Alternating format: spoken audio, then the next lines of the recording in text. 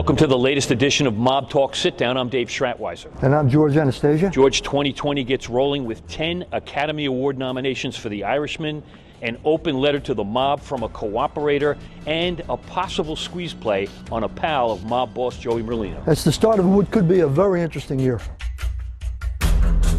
George, the new year starts with 10 Academy Award nominations for The Irishman, doing pretty well. Yeah, it's a good movie. I wouldn't say it's a great movie, but it's a good movie. It's long. I watched it on Netflix. But yeah, I mean, we got the standard actors. This is kind of the last go-around, I think, for a lot of guys we've seen playing gangsters over the years. Pacino, De Niro, Pesci.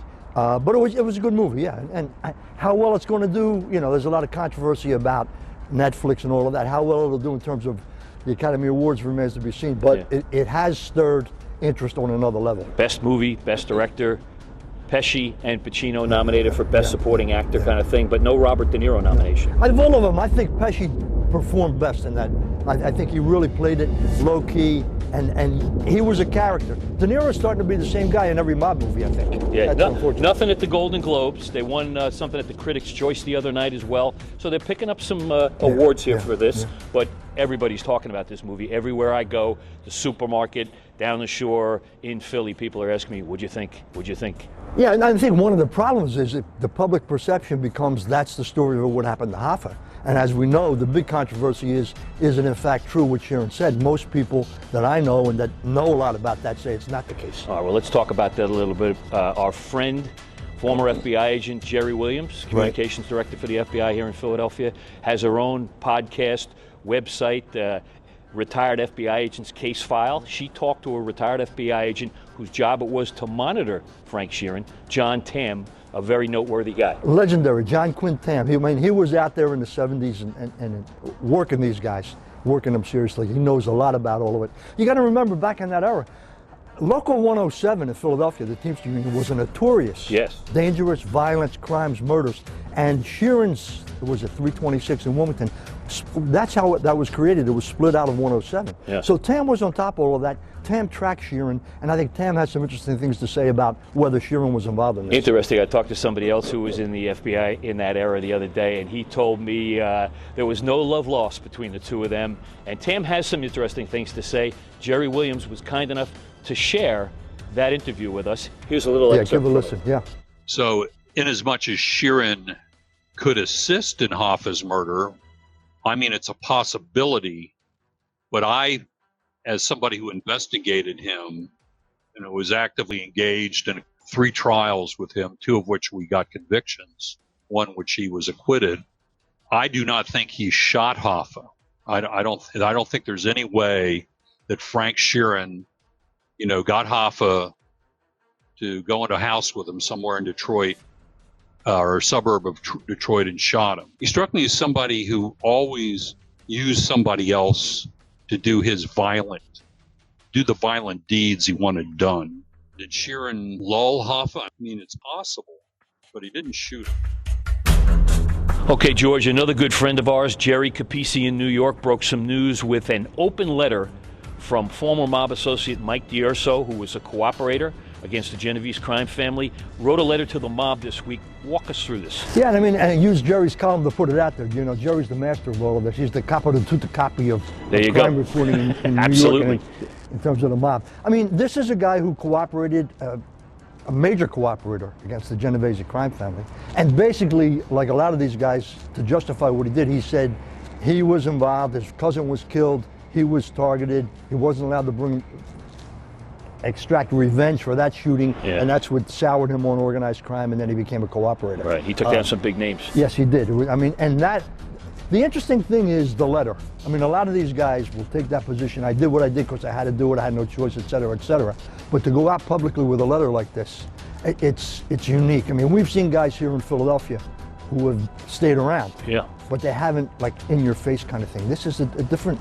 Well, his letter even went so far as to say that he comes into town every once in a while. And he has ex-friends of his who are ex-law enforcement people with guns, so don't even think about doing anything. Don't think about coming at me. I mean, you know, Ronnie Previty stayed in the area after he cooperated.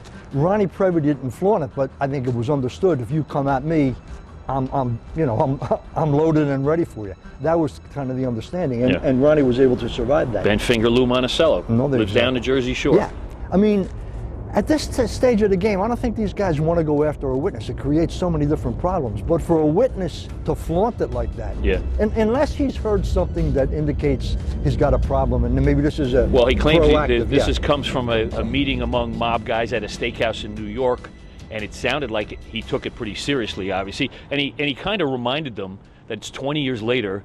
There's surveillance cameras everywhere, that kind of stuff. Like, don't be a fool and do something like this and get yourselves in even more trouble. Yeah, it's like the best defense is an offense. You know, he's being proactive. Yeah. And again, I mean, Jerry broke it. Jerry put it out there. It's a fascinating story. Yeah. And I think it says a lot about where organized crime is today. That guys would do this kind of stuff. I talked to a former wise guy on the phone yesterday who was a cooperator, and he said to me he'd never do anything like that. He'd never put it out there that he might come into town or he might not come into town. He'd never even try to stoke the fire here or poke the bear. Exactly. It's that's just not a good idea. Yeah, you're flaunting it, and there's no reason to flaunt it. Unless, as you said, this guy felt he had some jeopardy. Oh, absolutely. Give him his, I mean, he had some couillons here. I mean, you know, that kind of thing. So, I don't know. It's another indication of how all of this has changed. I mean, this 30 years ago, none of this kind of stuff would ever happen. You don't ever hear this kind of stuff. Yeah. But everybody's out there now. That's what it is. George, let's talk about a pal of Mob Boss Joey Merlino here in Philadelphia, Pete Tucci. He's under indictment in New York. He was re-indicted right before the holidays with some more charges. And there's something else going on in the background there that's kind of interesting. Yeah, the superseding indictment added, I think, some additional extortion charges. He's out on bail. House arrest, There's a witness who won't or doesn't want to cooperate who's being held in jail. Yeah. And it looks like it's a pressure tactic to develop more information about Tucci. And whether it seems to be a lot of effort for a 25-year-old mob associate in New York who's already under indictment and is facing a pretty strong case. Why are they putting this pressure on unless they want to go somewhere else? Yeah, this is a Long Island businessman who's a father and a husband. The guy who's in jail. Who's in jail. He's been in jail for 4 or 5 months because he would not talk about what the feds say was a shakedown of him. He's alleging through his lawyer that there was no shakedown and has no idea what they want to talk about and doesn't want to talk about these guys. And now apparently the feds are continuing to keep him in jail. Not any jail, the Brooklyn MDC. Okay, now that's not a great place to be. Phil Narducci is there from Philadelphia. Not a great place to spend your time.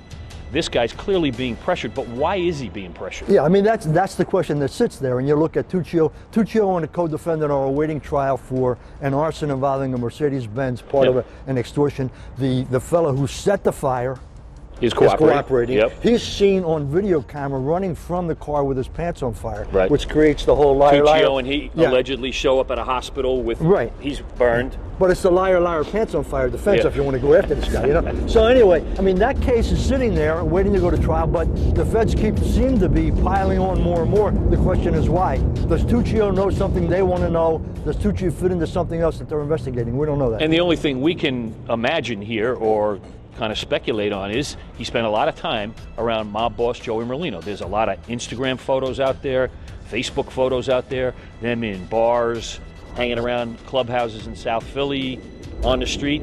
At his trial, when he was sentenced, when he comes out, there's Pete Tucci. Yeah, now, Pete Tucci is, just as you said, a 25-year-old guy from Howard Beach. Why is he getting this focus? Well, I mean, and it raises an interesting question in terms of law enforcement. You know, we've been waiting how long for Philadelphia to do something? They haven't done anything. Yeah. Is this New York helping Philadelphia, or is this New York trying to make a case that impacts down here to be in your face Philadelphia? We don't know that. Did maybe they see him with Joey somewhere that they kind of know what happened there, but they want somebody who saw it up close? Whatever. Maybe? I mean, it seems to be, it is undue pressure being put on the case involving Tucci 4, which seems to be a slam dunk case. I mean, it looks like they got. Well, he says otherwise. He says it's a BS case. They got tapes, and they're making it all They up. got video. Yep. He took the guy to the hospital. He just happened to be driving past when he saw I'm sure his thing is, I'm helping out a friend. Yeah. But anyway, it's an interesting case, but it seems to have a different dynamic, separate and apart from the actual charge. Yeah, and we'll only see this, sounds like, down the road here. If at all. If at all. We may not ever hear about it. So, George, a lot of news to start 2020, but no news coming out of Philadelphia, the U.S. Attorney's Office, or the FBI about the wise guys here in Philadelphia. Yeah, we've been waiting for 5 years for something to happen. Nothing has happened. Maybe nothing will happen. We'll see you in 2020. All right, we'll see you next time.